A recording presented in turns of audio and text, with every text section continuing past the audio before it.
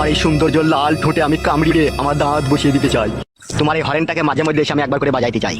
তার সাথে আমার যে বান্টু আছে এই বান্টুরও খিদে মেটাতে চাই। আমি এরকমটা আশা করিনি তোমার কাছ থেকে। তোমাকে দাদার চোখে দেখি আমি। তুমি আমাকে দাদার চোখে দেখলে কি হবে? আমি যে তোমাকে বইয়ের চোখে দেখি। সেই জিনিসটা সম্ভব নয়। অসম্ভবকে সম্ভব করাটাই হচ্ছে আমার কাজ। আর যদি তোমার আমি না হই? আমি যা চাই তা আমি খুব সহজেই পাই, আর আমি যাকে না পাই তাকে আমি কারো হতে দিই না। তোর মায়ের যে স্বামী সে হারামির আমি নিজ হাতে বিচার করেছি ক্লাবে।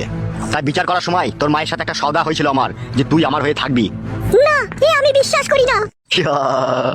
যদি এই গ্রামে থাকতে চাস আর তোর স্বামীর সাথে যদি তুই সংসার করতে চাস, তাহলে আমি যা বলবো খুব সহজে মেনে নিবি।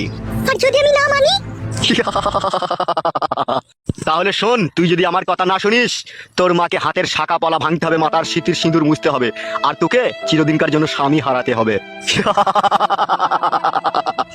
আমি যে অন্য জনের স্ত্রী, তোমাকে এসব কি করে দিয়ে আমি বলো তো? সে যদি কখনো জানতে পারে তাহলে আমাকে সে ঘরে রাখবে? সে চান্দি ছেঁড়া বান্ধবীও জানতে পারবে না আমি তোমার সাথে ফোন লাইন কাজে মেতে থাকি। আমি যখন তোমার কাছে আসবো তাকে ক্লাবে আমি দুপুর হয়ে শুয়ে রেখে দিয়ে আসবো ফ্ল্যাট করে। এ নিয়ে তোমার কোনো টেনশন নেই কো, যত টেনশন সব আমার। কি বুঝলে আমার সোনার ডিম পাড়া হাঁস? তোমার স্বামীকে ভাং খাইয়ে দিয়ে ক্লাবে ফ্ল্যাট করে ফেলে দিয়ে এসে তোমার ওই সৌন্দর্য রূপের পেয়ালায় আমি ডুব দেবো সোনা। ওই একই সাথে আমি নিজের হাতে করে তোমার সায়ার শাড়ি ব্লাউজ আমি নিজের হাতে খুলে ফেলে দেবো।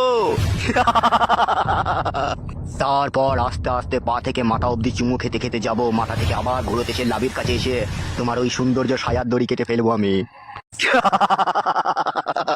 তারপর যে খেলা তোমার সাথে আমি খেলতে চাই ঘরের দরজা জানলা বন্ধ করে, তা খুব সহজেই তুমি বুঝতে পারছো আমার সোনা ডার্লিং। তাহলে আর দেরি করো না সোনা, চলো শুয়ে পড়ো। আমার বড্ড ভয় করছে। আমার দুবার বিয়ে হয়েছিল। এই স্বামী যদি আমার কাছ থেকে চলে যায় তাহলে আমি কি নিয়ে বাঁচবো দুনিয়াতে? তুমি আমার একটু দয়া মায়া করো আমাকে। অত চাপ লিখিস কেন? তো দেখে আমি আছি তো, তোর স্বামী যদি তোকে না লেয় তার জন্য আমি ব্যবস্থা করে দেবো তো। দেখো, ঠিক বলছো তো তুমি? একদম 90% সত্যি। লে বেশ আর কেলামো মারাই না, হাতে খুব সময় কম, শুয়ে পড়।